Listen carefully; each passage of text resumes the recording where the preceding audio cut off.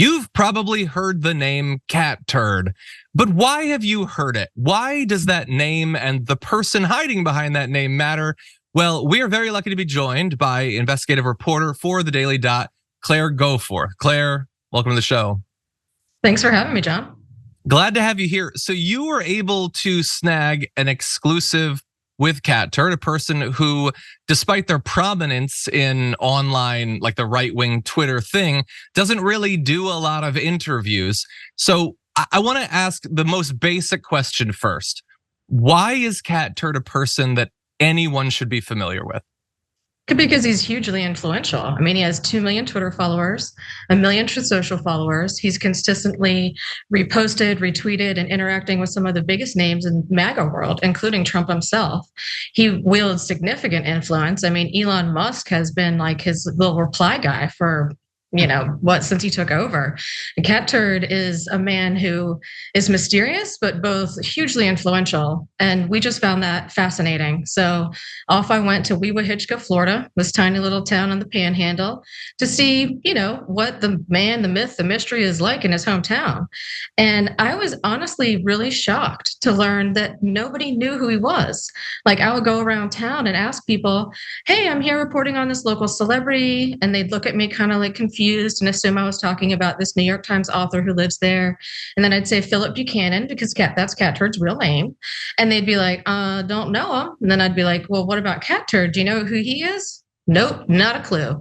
It took me 4 days to find a single person who knew him. And even that person like barely knew the guy.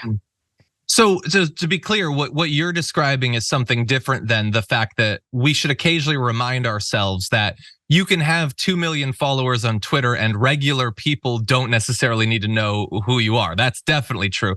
You mean even people living near him there weren't familiar with him as a person, implying that he is at the very least not going around bragging about being Cat Turd, but also seems to be maybe a little bit reclusive? Yeah, I mean, that is really what I took away from it. I got lucky. I went by his house one day after his podcast had finished and the gate was open. So I started down the driveway, as reporters do, if we can't get a source to talk to us, because I'd emailed him and his podcast co-host and a bunch of other people trying to get him to talk. As I started down the driveway, the truck started reversing away from me. So I thought, well, I guess I follow. And then they stopped really abruptly and leaned on the horn. And I was like, now I'm confused. So I pulled over and I get out of my car and I start walking towards the truck and they leaned on the horn again. And this woman yells out angrily, "You're on private property." I'm from West Virginia. I know what those words mean. So I was like, well, I better hightail out of here, and it was so strange because here's this guy, he's brash, he's bold online. And then he's terrified of this 5'4" redhead in a sundress walking up his driveway holding a tiny piece of paper. It was so strange. Yeah, no. That's a fascinating interaction, but did you eventually get to talk to him? Did he eventually realize that you were not going to take him down with the pen or the paper or whatever? After I disturbed the tranquility of the Cat Turd Ranch, he did finally respond to my email that I had sent a few days prior, and he offered to answer some questions for me. That was the only way he would interact is online, and he was like, I'd be surprised if this isn't a hit piece, but if you treat me fairly, maybe I'll give you an opportunity to do a more in-depth interview later, which I'll hold you to, Philip. He ultimately did answer most of my questions, which was quite the relief and also a great get, because this is the man who basically ghosted the Rolling Stone, who's ignored every single interview request he's ever gotten from anybody who's outside that right-wing media bubble. So we were really proud at the Daily Dot that we were able to get him on the record and, peel back the layers of that onion. He's a strange guy online. He's so mean, just nasty, filled with conspiracy theories and stuff, but he's also this dude who rescues abused animals and rehabilitates them and has a real affection for them. Quite the dichotomy, which I thought really also spoke to the way he lives his life in his hometown. He's got 1 foot in 2 worlds, and it's just trying to nail down who that person really is was something of a challenge. And I'm still curious about him. Yeah, well, maybe you'll get an opportunity to learn more. But for our audience who might not be super familiar with Philip Buchanan, who I just realized, why am I still calling him Cat Turd? His name is Right. Philip Buchanan, and he would prefer if you call him Cat Turd. Why do some people get to go by aliases online when they're engaging in the exact same political activity that the rest of us are? I don't necessarily understand that, but what? So I asked you, why should anyone know who he is? Let me reformulate that question. Why does anyone know who he is? So you sort of defined it. It's because he's influential. He's generated an audience of 2 million. I've looked over his feed and I was impressed by the sheer volume of tweets he sends out. That's something that a lot of these online people have in common, is that they're always tweeting. But why him? What I saw seemed like the kind of conspiracy theories you see from a lot of right wingers. He was voraciously retweeting an account that pretends to be AOC to make her seem dumber than she is. What is it about? Like, I didn't see anything that seemed, he doesn't have secret sources in the government. He doesn't claim to be Q. He doesn't seem particularly clever or funny. Obviously, there's an appeal. What is the appeal to right wingers? I mean, that's the mystery. I think he says what they want to hear, and he says it loudly and repeatedly. He has no filter whatsoever. One day he'll be calling Mitch McConnell a little b.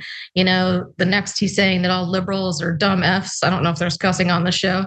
And because he does that, he exudes a certain level of authenticity to his audience, because he's not afraid to criticize both sides. And he does claim that he hates both sides of the political spectrum. But if you really read his content, it's very clear that he's a huge Trump guy. He really hates liberals for their views, in his words. And that's just his message. He's actually really mad at DeSantis for running for president. I think he tweeted recently that he had done more than anybody to get DeSantis reelected, and then he did, and not to see him spend most of his second term running for president. He's got a lot of venom about that, which is kind of interesting for a Floridian. I guess just that they perceive that he's honest. I can't say if he's honest or if he's just some guy playing a part and it's worked out for him. He used to be in a band in the 90s, playing the bar scene in Panama City. That's not really exactly King MAGA material, in my opinion, but it's worked for him. He's got that podcast and nowhere near as many subscribers as the Damage Report, right? But he's got a huge following online, that's for sure. He certainly does. I actually didn't know until I read your exclusive that he had a podcast. I don't know, for a person whose appeal is that they write insulting things on Twitter, I don't know how that translates to a podcast, but I'm sure it's making him big bucks. Also, I will just say, I agree with his frustration with DeSantis running for governor and then immediately launching his bid. If I were in Florida and I was a Republican, I'd be frustrated by that too. So I finally found something I agree with Cat Turd on. Anyway, I know you're pursuing a follow-up, more in-depth thing with him. It seems like you've complied with what he wanted, so best of luck on that. If it does happen, where can people go to see that? At thedailydot.com. You can also find me on Twitter at Claire_GoForth.